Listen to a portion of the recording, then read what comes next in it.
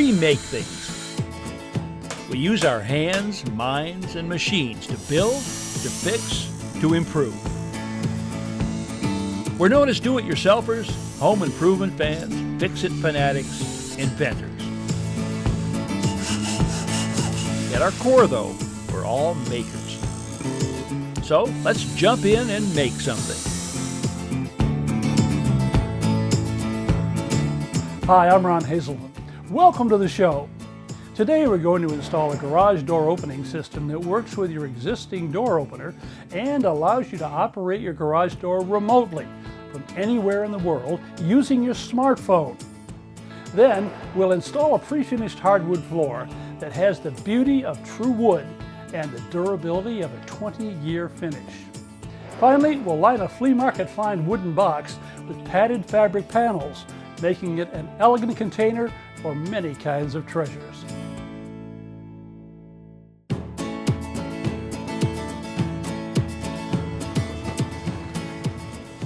You know, garage door openers have certainly made life more convenient by allowing us to operate things remotely. But now, these devices can work not just from our driveway, but from almost anywhere on the planet. Sometimes when we're in a hurry, it's just possible to rush off so quickly that we may forget to close the garage door. When we do remember, the only way to remedy the situation is to return home, check the door, and if it's open, close it. Well, now, the Chamberlain MyQ Universal Garage Door Controller lets you open and close your garage door remotely from just about anywhere using your smartphone. The MyQ Garage Controller has two main components, a Wi-Fi hub and a door sensor which tells the system whether the door is open or closed. The Wi-Fi hub works in conjunction with your wireless network router and your smartphone or tablet. Typically, the door sensor communicates with the Wi-Fi hub, which then uses your home's wireless network to reach your smartphone. However, it's a two-way street. You can also use your phone to send open and close commands back to the Wi-Fi hub, which relays signals to the garage door opener. The Wi-Fi hub must be installed within 2 feet of the garage door opener. A mounting bracket attaches with screws, and the hub simply slides on. The power cord connects to the side and plugs into a nearby outlet, typically the same one used by the garage door opener. Pressure-sensitive strips applied to the back of the door sensor allow it to be easily attached to the garage door. Connecting the hub to the home's Wi-Fi network can be done using a smartphone or tablet. Go to Bluetooth settings and select the MyQ device. The hub requires a strong Wi-Fi signal in the garage. If necessary, a Wi-Fi range extender can be used to boost signal strength. With the hub connected to the Wi-Fi network, the next step is to go to the App Store, download the MyQ app, open it, and follow the on-screen instructions. The MyQ remote controller can be used with a wide range of garage door brands and models. It's just a matter of selecting the right one from the list on the app, then pushing the Learn button on the opener itself. The system is designed to be used only on sectional garage doors, equipped with infrared safety sensors that stop and reverse the door if there's an obstruction. Okay, so let's say I'm in a rush and leave the house forgetting to close the garage door. A short while later, it occurs to me what I may have done. Using my smartphone, I simply open the MyQ app, check the door status, and close it remotely. Anytime the door is remotely operated, an audible alert and light sound and flash a warning. Or perhaps I meant to leave the door open so that the kids coming home from school could enter the house, but I forgot to do that. My son can call me on my cell, and I'm able to immediately open the door and let him in. Dad, the garage door's not opening.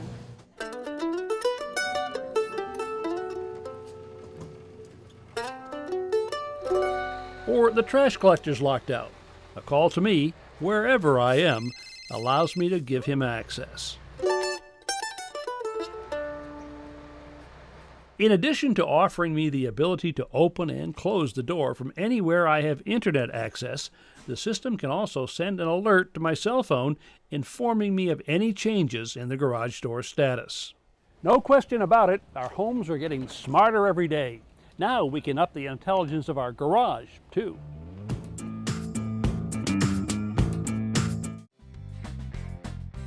Now this item on my honey-do list is long overdue, and my wife Lynn isn't going to stand for one more day on the ceramic tile on our kitchen floors. As for me, I really don't mind it so much, and I'm not crazy about what she's got in mind for a replacement. Honey, what are you doing? I'm cleaning up juice somebody accidentally spilled. No, Ron. I'm sorry. No, because this floor gets so slippery. Honestly, we've got to replace this floor. It's not horrible, but I think a wood floor would look so much better. But wood in the kitchen, I don't like it because it doesn't hold up well to pets, children, and water, all three of which we've got here. Right. The floors that they have now are really great for kitchens. Look, why don't I do this? You go investigate, I'll get some information. If in fact we find that there's a wood floor that would be appropriate for a kitchen and our kind of use, great. If not, we'll carpet. Duraluster Plus urethane, 25-year finish. Lifetime structural warranty. The manufacturer warrants that the finish will not wear through or separate from the wood for 25 full years. Well, let's do it. You got your wood floor. Bye-bye tile. Well, now we're going to begin the serious work on this job. I'm going to try to get this old tile up, and I say try because, well, I'm sure I'm going to get it up. I'm just not sure how much work it's going to be.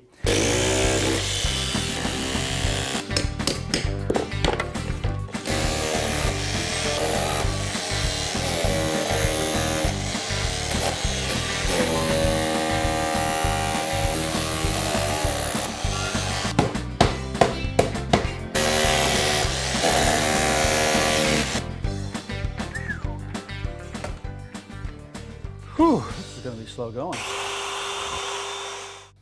Well, it's time for Plan B. That's certainly not going to work to chip this up. So here's what I'm going to try next. I'm going to take a saw with a diamond tip blade and I'm going to cut through the grout lines between the tile.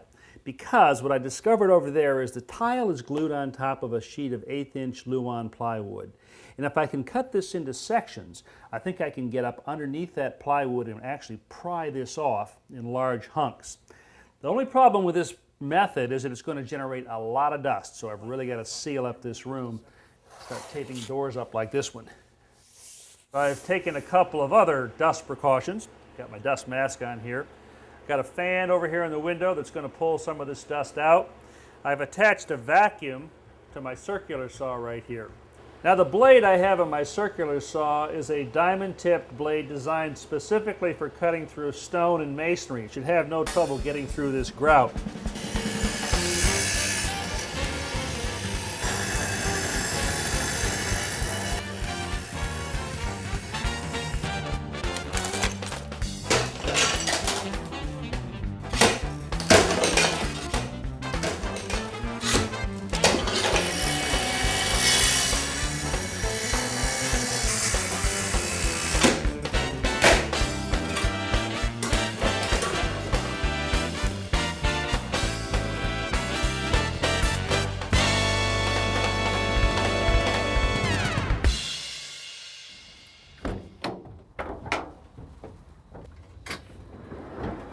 Wow. Okay. This is solid oak. It's almost an exact match for what we have in the house. The difference, of course, is the thickness.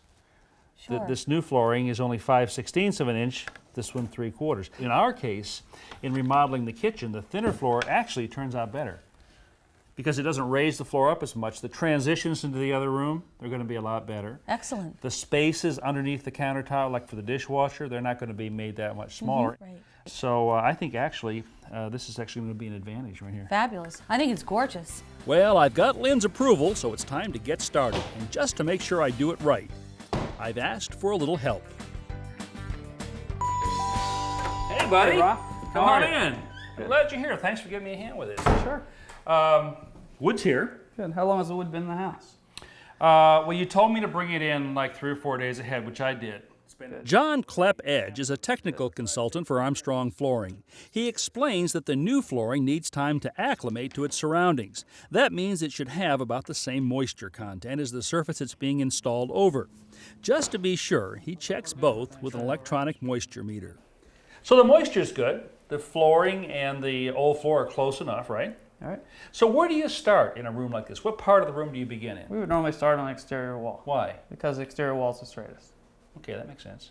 Want to go to work? Yep, I'm ready. Let's do it. To begin, we snap a chalk line about 3 inches from the wall. This gives us a perfectly straight reference for our first row.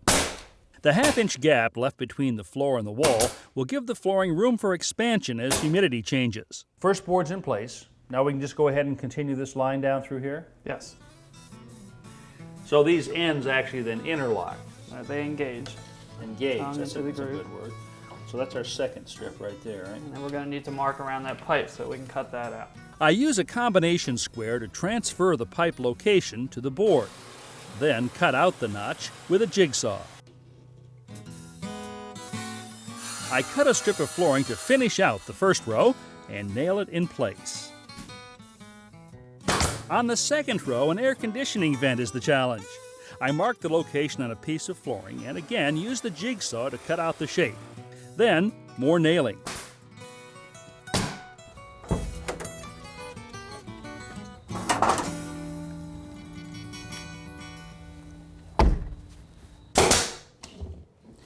Now, while this flooring could be glued down if we were working on concrete, because we've got a plywood subfloor here, we're stapling this in using this special staple gun. It has a base or a foot on here that holds the gun at precisely the right angle, about 45 degrees. It's driving that staple through at the base of the tongue. Let me show you here. See, and it's the angle of the staple as well as the staple itself that's actually holding this flooring in so well. And then, when we assemble the next one, the groove just covers that staple completely and disappears.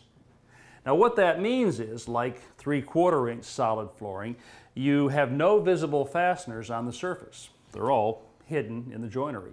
Several boxes of flooring are dumped out and scrambled together so the grain patterns and colors will be intermixed, like shuffling a deck of cards. With the basics under my belt, I get to work in earnest. Well, my industriousness and attention to detail are paying off. The new floor is beginning to take shape.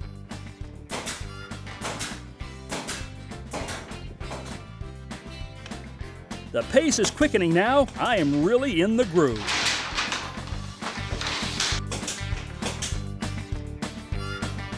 Yep, I'm getting somewhere all right.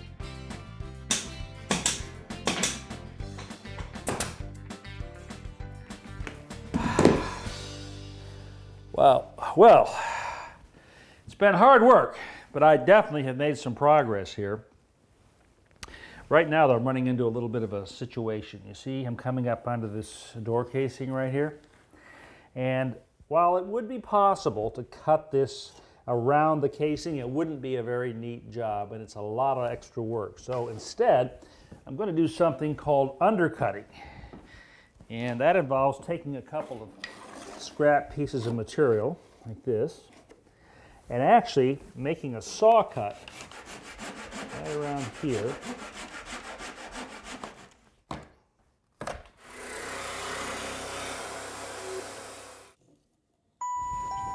You here to put in the floor? Well, What is this? More flooring? I'm sorry, I speak little English. Little English? Oh, it's not flooring at all. It's lunch. Okay, great. Thank you very much. Now, a guy can't toil on an empty stomach. Well, it's back to work.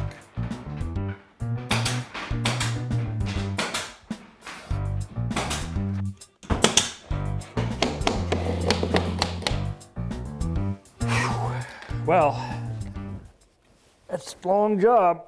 I'm getting there, though. Just a little bit more to go. The final touch? Installing strips of quarter-round molding around the edges to conceal that expansion gap. Well, take a look. Not a bad day's work, huh?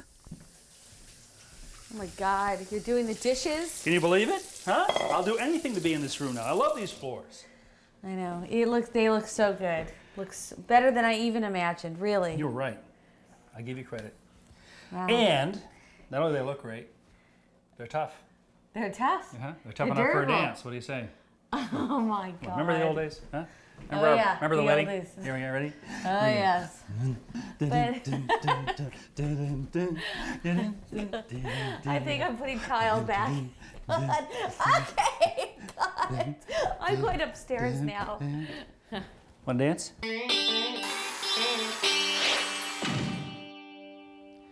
Now, I picked up this wooden box at the auction the other day for a pretty good price. It's a primitive piece, probably from somewhere in Indonesia. Now, I don't mind the rough-hewn look on the outside, but I'd like to do something with the interior to dress it up a little bit. So, I'm going to line it with fabric panels. Now, this is the same process I would use if I were going to line a chest of drawers or an armoire. I start by cutting pieces of poster board to fit the bottom and all four sides.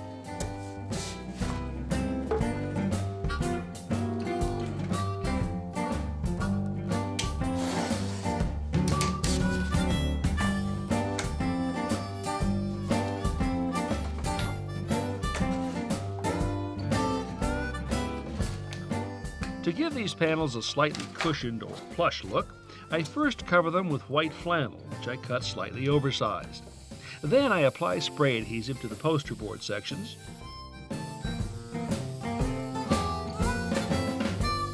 Turn them over, press the cardboard in contact with the fabric, cut off the corners,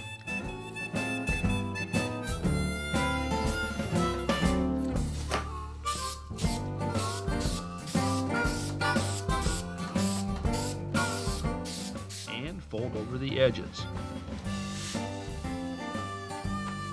The clipped corners allow me to make a sort of miter without having to overlap the cloth. Now I cut the fabric in the same way.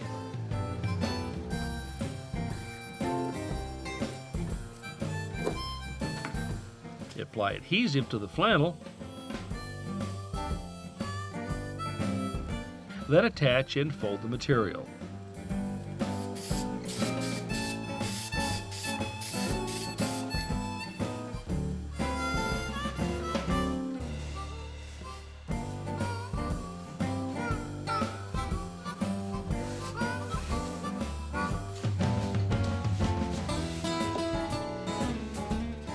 Once the panels are finished, I simply set them in place. On larger pieces, like armoires and drawers, I sometimes use double-stick foam tape or small dabs of hot melt glue to hold the sections in position. It also may help to use a stiffer board to make the panels more rigid. Now, you have to admit, that's a pretty easy way to turn something simple into something elegant. And if you want to change the fabric, just take these panels out and replace them. To view today's projects again, visit ronhazelton.com, where you'll find hundreds of how-to videos available 24/7.